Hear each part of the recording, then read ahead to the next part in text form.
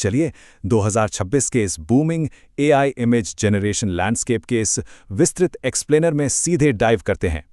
ये ब्लूप्रिंट आपको दिखाएगा कि कैसे जो तकनीक कुछ समय पहले तक सिर्फ रिसर्च लैब्स में बंद थी, वो अब मॉडर्न क्रिएटिव वर्कफ्लो का एक बहुत बड़ा, बल्कि सबसे ज़रूरी हिस्सा बन चुकी है। हम इन एडवांस टूल्स के मैकेनिज्म को समझेंगे और देखेंगे कि इन विशाल डेटा मॉडल्स ने आर्ट और डिज़ाइन की दुनिया को कैसे हमेशा के लिए बदल दिया है। इस एक्सप्लेनर में हम बात करेंगे एआई आर्ट के एक्सप्लोजन की, प्रॉम्प्ट क्राफ्टिंग के कमाल के इंग्लिश डेमो की, 2026 के टॉप जनरेटर्स की, बायस को फिक्स करने के तरीके की, छिपी हुई एनर्जी कॉस्ट की और आखिर में कॉपीराइट और ऑथरशिप की कानूनी हकीकत की।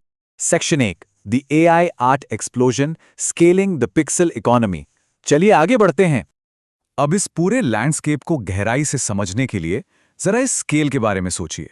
जब जीपीटी इमेज लॉन्च हुआ तो सिर्फ इसके पहले ही हफ्ते में, ध्यान दीजिएगा, सिर्फ एक हफ्ते में 130 मिलियन से ज्यादा यूजर्स ने लगभग 700 मिलियन इमेजेस जनरेट कर डाली। मतलब मांग इतनी ज्यादा थी कि सर्वर लिटरली ओवरलोड हो गए थे और ऐसा लग रहा था जैसे जीपीयूज इस भारी इस्तेमाल से बस पिघल ही जाएंगे।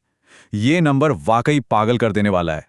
अगर हम इस टाइमलाइन पर नजर डालें तो मार्च 2025 में जीपीटी इमेज 1 से शुरुआत हुई, फिर दिसंबर 2025 आते आते हम जीपीटी इमेज 1.5 पर आ गए, जो काफ़ी फास्ट था, और फिर अप्रैल 2026 में हमारे सामने जीपीटी इमेज 2 और नैनो बनाना 2 जैसे सुपर एडवांस्ड मॉडल्स आ गए।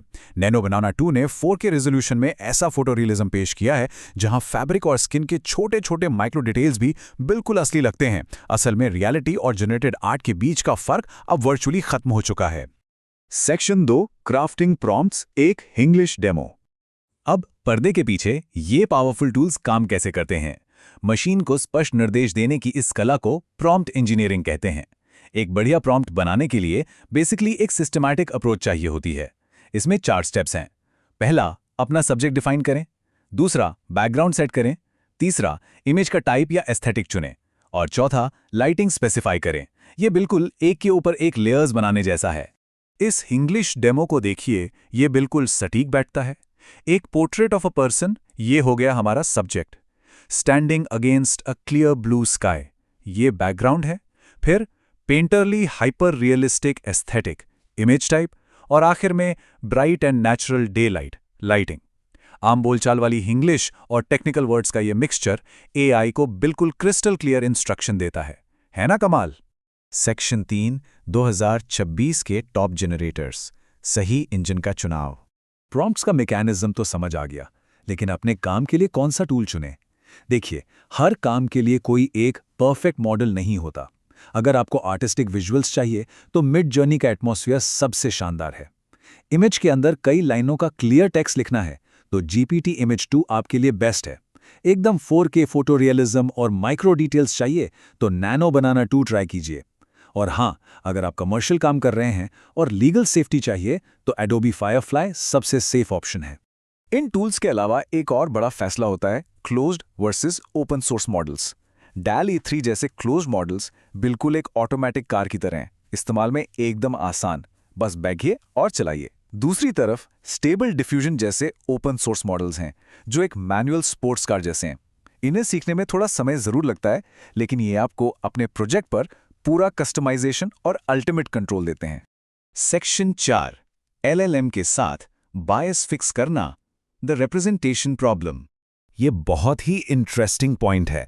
जब हम प्रॉम्प्ट में पूरी डिटेल्स नहीं देते तो ये मॉडल्स अक्सर अपने ट्रेनिंग डेटा में मौजूद सामाजिक पूर्वाग्रह यानी बायस दिखाने लगते हैं। बाईं तरफ देखिए, एक सिंपल प्रॉम्प्ट से कैसे बिल्कुल एक जैसे बायस्ड रिजल्ट्स मिले, लेकिन दाईं तरफ जब उसी प्रॉम्प्ट को पहले एक लार्ज लैंग्वेज मॉडल या LLM के जरिए पास किया गया तो गेम ही बदल गया। LLM ने खुद से विविधता जोड़ दी, जिससे जनरेटेड फैशन मॉडल्स में शानदार डाइवर्सिटी और अलग-अलग बैकग्राउंड्स देखने को मिले। Section 5 the hidden energy cost, pixels को पावर देना। विजुअल्स और प्रॉम्प्ट से थोड़ा पीछे हटकर उस फिजिकल इंफ्रास्ट्रक्चर के बारे में सोचते हैं जो इन इमेजेस को बनाता है। एक बहुत ज़रूरी सवाल जो हमें पूछना चाहिए, जनरेट किए गए हर एक पिक्सल के पीछे असल पर्यावरण लागत या छिपी हुई एनर्जी कॉस्ट आखिर है कितनी?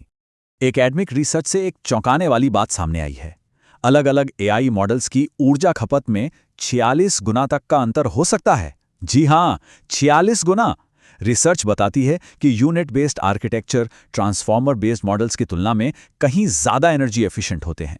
तो एक क्रिएटर के तौर पर सही मॉडल चुनना सिर्फ बेहतरीन आर्ट बनाने के लिए ही नहीं, बल्कि हमारे एनवायरनमेंट को बचाने के लिए भी बहुत मायने रखता है। सेक्शन 6 कॉपीराइट और ह्यूमन ऑथरशिप कानूनी सरहदें। इन सब तकनीकी बातों के बाद सबसे सख्त लीगल हकीकत का सामना करना पड़ता है। इन इमेजेस का असली मालिक आखिर है कौन? यूएस कॉपीराइट ऑफिस ने प्रॉम्प्ट आउटपुट गैप समझाने के लिए इस चश्मा पहने हुए बिल्ली का उदाहरण दिया है। भले ही आप प्रॉम्प्ट में बहुत सी डिटेल्स लिख दें, जैसे संडे न्यूज़पेपर पढ़ती हुई बिल्ली, डिटेल की हुई लकड़ी, मशीन फिर भी अपनी तरफ से बहुत सी ऐसी डिटेल्स भर देती है जो आपने कभी मांगी ही नहीं थी। कानून की नज़र में मशीन के ये खुद से जोड़े गए एक्सप्रेसिव एलिमेंट्स इंसान की ऑथरशिप को कमज़ोर कर देते हैं। तो बॉटम लाइन ये है कि सिर्फ प्रॉम्प्ट लिखना ह्यूमन ऑथरशिप की गारंटी नहीं है। यूएस कॉपीराइट ऑफिस साफ कहता है कि प्रॉम्प्ट्स आपके विचार या आइडिया को तो बता सकते हैं, लेकिन उस विचार को किस तरह एक्सप्रेस किया जाएगा, इस पर आपका कंट्रोल नहीं होता। तो जैसे जैसे ये एआई टूल्स और भी ज़्यादा ऑटोनोमस होते जा रहे हैं, हम एक बहुत गहरे सवाल के साथ रह जाते हैं। इंसानी रचनात्मकता असल में कहाँ खत्म होती है और मशीन का क्रिएशन कहाँ से शुरू होता है? जरा सोचिएगा इस बारे में।